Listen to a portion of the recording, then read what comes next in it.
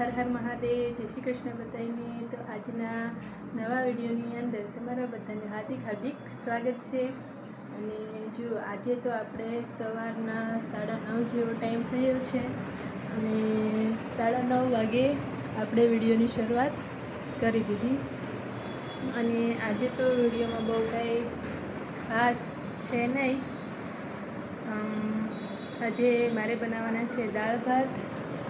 તો જો સવારમાં જ છે ને મેં બંને દાળ તુરની અને મગની પલાળવા મૂકી દીધી છે. એ પલ્લે ત્યાં સુધીમાં હું વિડીયો થોડો શૂટ કરી નાખું. અને જો મારો ઢીંગલો છે ને આજે સૂઈ ગયો છે, સરસ મજાનું જો સૂતું છે. આજે મેં એને ઘોડિયામાં નથી સુવડાવ્યો, બેડ ઉપર જ નાખી દીધો. સરસ મજાનો એ સૂઈ. અને હા, આજે છે ને મારા ઢીંગલાને 3.5 મહિનાનું વેક્સિન છે. તો એ ઉઠે પછી આપણે તૈયાર કરી અને વેક્સિન આપવા માટે જવાનું છે. જોઈએ પહેલાં એ 1.5 મહિનો અને 2.5 મહિને જે વેક્સિન આવેલું ને એમાં મારા ઢીંગલાને કાંઈ તાવ કે એવું થયું નહોતું અને એકદમ હેલ્ધી હતો. હવે જોઈએ આજે ફરીથી 3 ઇન્જેક્શન છે તો જવાનું છે આજે. અને હા, મેં છે ને ઢીંગલા માટે ઢીંગલાના 2 પાર્સલ આવ્યા છે. મેં આમ તો ખોલીને જોઈ લીધા પણ તમને લોકોને બતાવું. તો જો એક આ પાર્સલ છે અને આ તો મેં ખોલી જ નાખ્યું હતું. તો સરસ મજાના આની અંદર છે ટી-શર્ટ. 5 ટી-શર્ટ મંગાવેલા છે. તો સરસ મજાના બધા જ કલરો, યલો, બ્લુ, રેડ, પિંક અને આસમાની. તો સરસ મજાના બધા કલર છે. અને આની અંદર છે ને આપણે સડ્ડા મંગાવેલા પણ આ સાઈઝ ઢીંગલાને કમરેથી નથી થતી. આ 10 મંગાવેલા છે.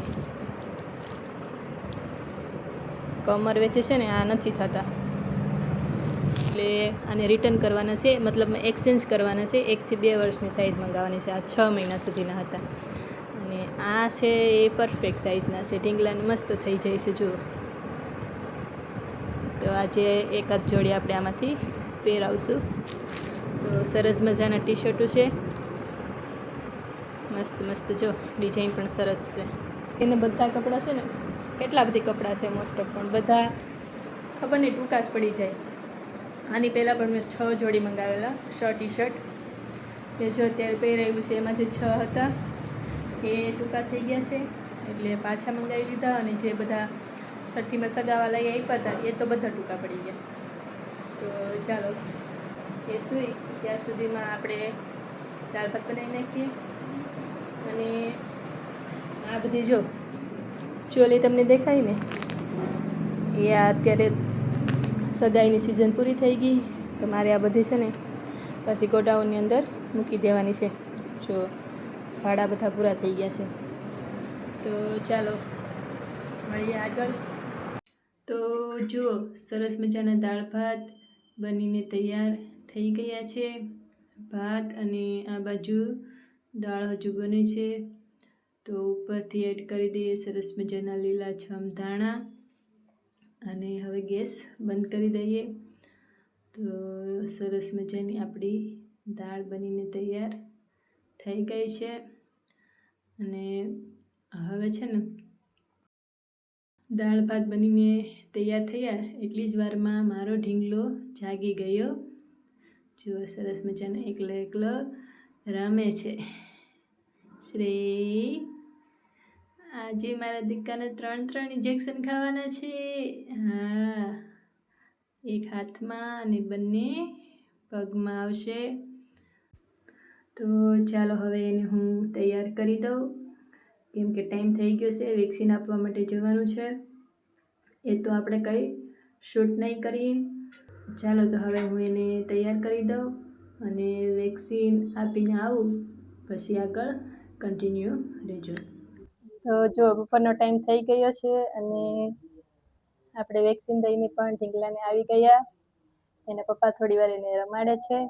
તો ચાલો હું પહેલાં જમી લઉં અને જો સરસ મજાની આપણી થાળી બનીને તૈયાર થઈ ગઈ છે. દાળ ભાત છે, છાશ છે ઠંડી ઠંડી. સાંજે આપણે છે ને આ નાળિયેર પાક બનાવ્યો હતો, ગુંદાના અથાણા, કેરી અને લીંબુ. તો ચાલો આવી જાઓ બધા જમવા.